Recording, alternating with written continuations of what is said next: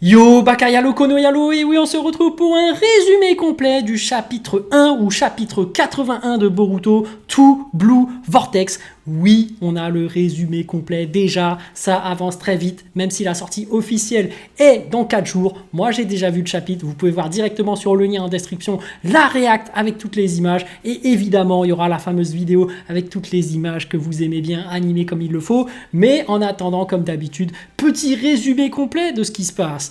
Donc voilà, il va falloir écouter si vous voulez savoir un peu ce qui se passe, mais sinon vous attendez que la sortie du vrai chapitre qui arrive avec toutes les images animées, etc.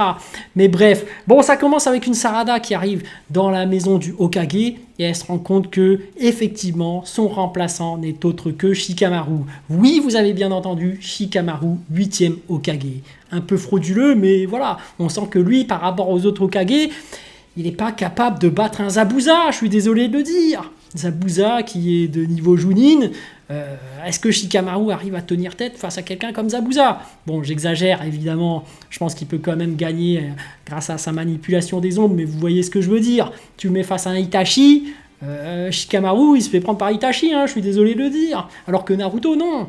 Il y a quand même combat. Là, il n'y a pas combat en fait.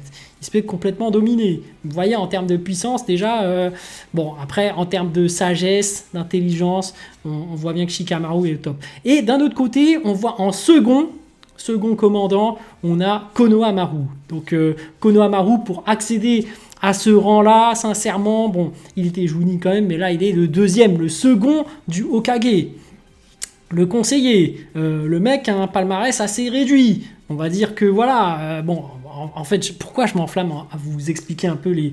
Bon, on dirait que je fais une review, mais en fait, je suis censé faire le résumé complet, mais bref. Tout ça pour dire qu'en fait, Sarada ne reconnaît pas Shikamaru en tant qu'Hokage, parce que voilà, elle va balancer une punchline, elle va dire « Non, mon modèle, bah, c'est le 7e, c'est Naruto, donc je ne te considère pas comme Hokage. » Et d'ailleurs, son insolence, pourquoi? Parce que Shikamaru ne réalise pas que Boruto est parti et elle le voit toujours comme l'ennemi de Konoha.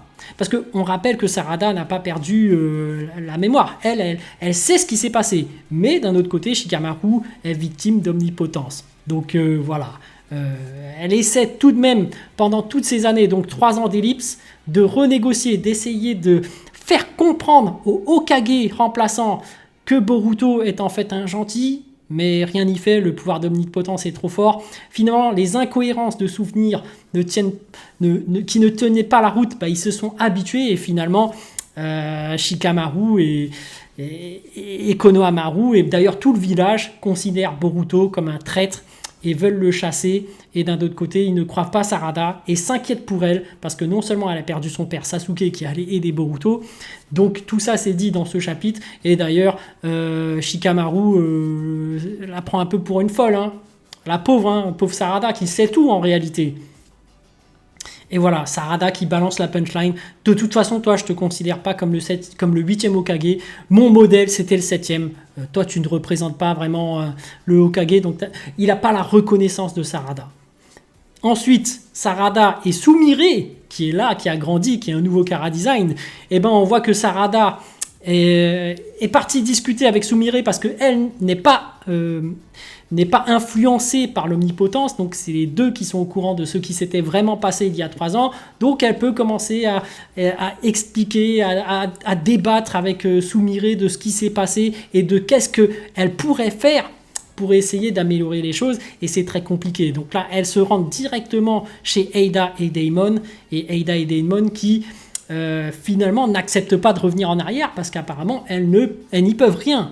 L'omnipotence ne provenait pas d'Eida, mais bel et bien de Kawaki qui a fait le vœu de devenir Boruto. Donc en fait, elle dit « Je n'y peux rien, et si je pouvais vraiment quelque chose, voilà, je pourrais pas vraiment le faire, tu vois. » Parce que ça provenait de Kawaki. Il faudrait que Boruto revienne et fasse lui-même le souhait de redevenir comme avant.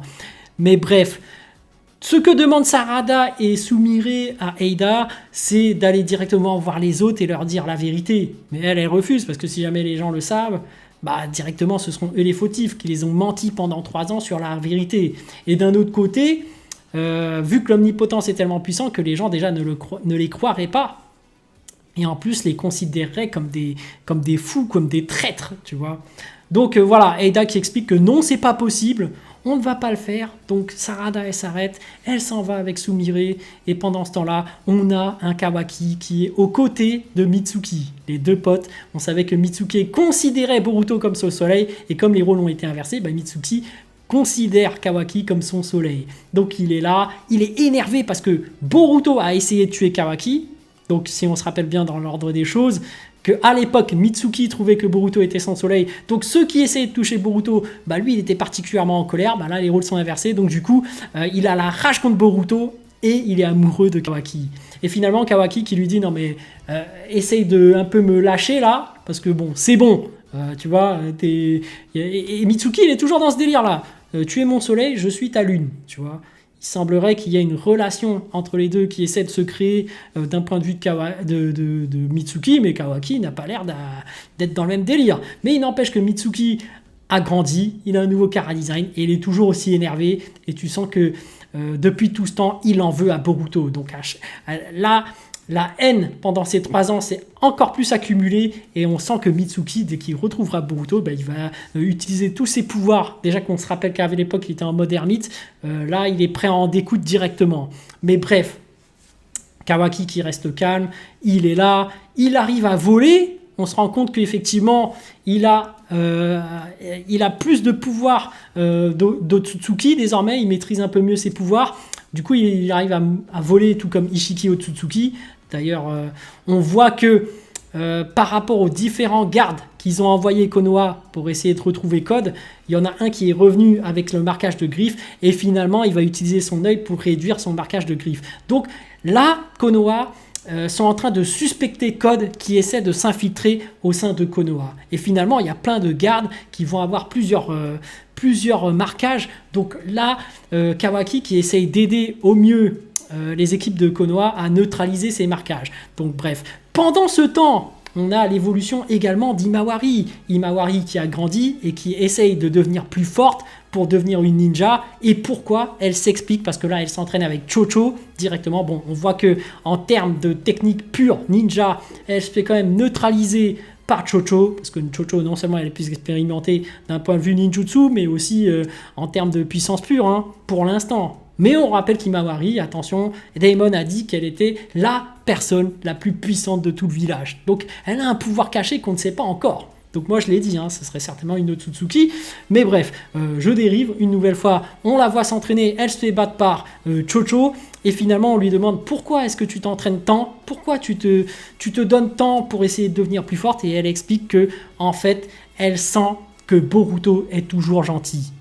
Donc voilà, on sent que déjà, il y avait une relation qui se créait entre Kawaki et Himawari. Du coup, les rôles ont été inversés. Du coup, Himawari a toujours cette relation fraternelle avec Boruto. Parce qu'on se rappelle qu'ils ont tous vécu dans le même toit, sous le même toit. Et d'ailleurs, Himawari, qui est là et qui se dit, d'après ses sentiments, d'après ses ressentiments, elle dit que son père, Naruto, est toujours en vie. Donc elle ressent ça, mais elle a du mal à l'expliquer aux autres. Du coup, les autres, forcément, qui sont victimes de l'omnipotence, la prend plus ou moins pour une folle, mais quand même l'écoute. Donc il y a sur le coin de leur tête quelque chose qui leur fait « Ah, peut-être que, voilà, on va la suivre ou pas, on verra. » Donc les autres vont peut-être y réfléchir, mais en tout cas, Himawari est certaine que Boruto, son frère, est un gentil. Donc voilà. Pendant ce temps, l'intrusion de Code se fait finalement. Donc après avoir mis plusieurs marquages, finalement d'un marquage d'un espion de Konoha, finalement il y a un de ces crasses d'ongles qui sort et finalement qui attaque Konoha. Donc on rappelle que c'est issu du Jubi, donc la puissance d'une crasse d'ongles est extrêmement puissante et elle arrive à faire valdinguer un villageois. Donc de ce fait, il y a Kawaki qui intervient. Kawaki qui arrive directement et il met un coup à une crasse d'ongles, mais on voit que le crasse d'ongles prend le coup, mais il n'est pas KO. D'un autre côté, il y en avait un autre des crasse d'ongles qui s'était infiltré dans Konoha, et cette fois-ci, c'est Sarada qui débarque pour mettre un gros coup de pied sur cette crasse d'ongles qui sent le coup venir et tombe, mais elle se relève. Et d'un autre côté, elle fait apparaître d'autres crasses d'ongles à partir de son propre corps. Donc il n'y a pas besoin de mettre des marquages sur quelqu'un d'autre. Ces crasses d'ongles ont automatiquement des marquages sur eux, donc peuvent faire apparaître d'autres crasses d'ongles directement. Donc cette crasse d'ongles en fait apparaître deux. Et on voit au bout du 3e qu'il y a Code qui sort de cette crasse d'ongles. Donc Code qui apparaît devant Sarada, Sarah qui se demande mais qu'est-ce que tu fais là? Forcément tout le village est alerté, détecte la présence de Code et au final Code qui dévoile son plan à Sarada. Il dit je suis à la recherche de Boruto. On voit que Code très clairement a une cicatrice au niveau de l'œil. Donc on dirait que Boruto lui a fait payer au niveau de l'œil aussi. On ne sait pas comment, mais voilà, il y a peut-être un truc. On ne sait pas ce qui s'est passé, mais Code en tout cas, depuis plus de 2 ans, recherchait Boruto. Et le meilleur moyen qu'il a trouvé finalement pour retrouver Boruto, c'est d'attaquer le village et de s'en prendre aux personnes qu'il aime, notamment à Sarada, son ancien compagnon, pour pouvoir ameuter Boruto. Et tout simplement, il va s'exécuter et finalement son plan va marcher. Parce qu'au moment où il sera sur le point d'attaquer Sarada, il y a Boruto qui arrive. Il débarque, il marche tranquillement sur le pied, sur la tête, sur le visage de Code. Et Code, qui, comme une victime, se fait marcher dessus. Finalement, il va utiliser sa griffe pour essayer d'attraper Boruto. Mais Boruto va esquiver, va sauter. Et finalement, on a une rencontre entre Boruto et Code. Mais en attendant, Konoha a détecté que Boruto effectivement est aussi venu. Forcément, Kawaki l'a détecté aussi, parce qu'on se rappelle que les deux sont des Otsutsuki. Donc Kawaki a un pouvoir aussi pour le détecter, mais il semblerait que Boruto ait fait exprès de laisser tout le village savoir qu'il est là. Et c'est sur ça que le chapitre se termine. Kawaki, Sarada, Code et Boruto se rencontrent. Donc voilà, petit résumé complet de ce premier chapitre de Boruto The Blue Vortex, pardon. On peut aussi le considérer comme un chapitre 1. Mais bref, voilà, j'ai fait un résumé complet avec quelques éléments où je donnais déjà mon avis. Mais vous aurez certainement droit à une petite review très bientôt. Donc voilà, sur ce, je vous dis donc à plus dans le bus, ou plutôt à plus tard dans le car, ou plutôt à bientôt dans le bateau.